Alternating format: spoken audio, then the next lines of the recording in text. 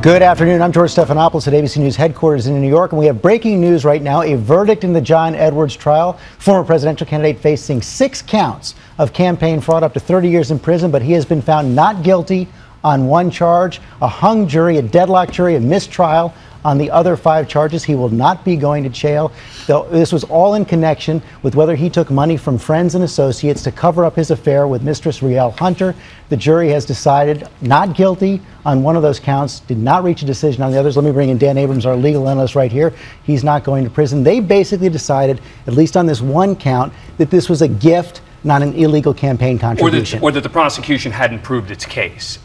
This is great news for John Edwards. John Edwards has got to be thrilled. People may hear hung jury. Could this mean a retrial? Yeah, it might, it could. But the bottom line is 1 not guilty count and 5 hung is a huge win for John Edwards. Because now the question is going to be, are the prosecutors really going to be able to justify spending this kind of money to bring this kind of case? Again, the kind of case that many would argue never should have been brought in the first place. And Chris Cuomo, 2020 anchor, on this 1 count, this was related to a $200,000 check he received from a wealthy heiress, Bunny Mellon, in 2008, just a week before he suspended his presidential campaign. That was enough for this jury to say, no, it was not related to the campaign primarily. Arguably the weakest count from the beginning. Small amount of money. Bunny Mellon was much more difficult to reconcile for this jury because the money went through a middle person. Fred Barron was the better side of the prosecution case.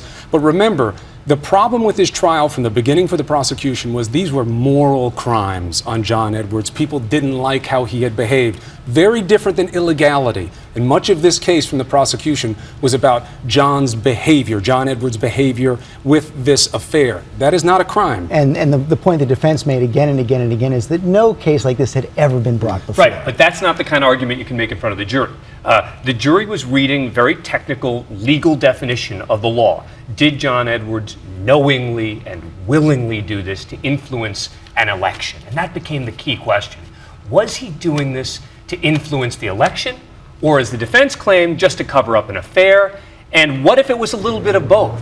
And that became a very important issue that the judge instructed the jurors. But according, Chris Cuomo, according to the instructions the judge gave, if it was a little bit of both, that would be enough. Suspect instruction, I believe the judge here saved the jury by saying, but it couldn't be just a little bit. Right. You really wanted to influence this campaign with what you did with this money, and I think that was tough for them to find. Also, Andrew Young, so important for the prosecution, so weak on the stand, collected so much of the money for himself and his own gain, really hurt the case. Quick question for both of you. If you're the prosecution, do you bring the case again? No, I run away.